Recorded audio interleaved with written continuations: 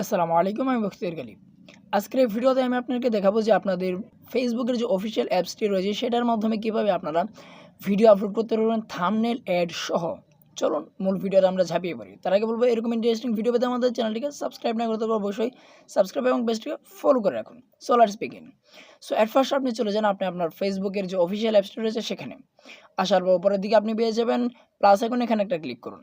এখানে ক্লিক করার পর এখান থেকে আপনি আপলোড ভিডিও এখানে একটা ক্লিক করুন সবার নিচে। আপনার কাঙ্ক্ষিত ভিডিওটিকে সিলেক্ট করুন।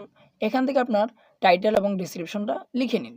লিখে নেওয়ার পর আপনি নিচের দিকে পেয়ে যাবেন থাম্বনেল নামে একটা অপশন, এর পাশেই পেয়ে যাবেন আপনি অ্যাড নামে একটা অপশন।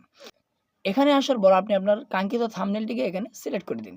দ্যাটস এনাফ, আপনার কাজ হয়ে গেছে। এবার উপরের দিকে আপনি পেয়ে যাবেন পাবলিশ নামে একটা অপশন, এখানে জাস্ট আপনি ক্লিক করুন। তারপর অল্প কিছুক্ষণ আপনি একটু ওয়েট করুন এটা পাবলিশ হওয়ার আগ পর্যন্ত।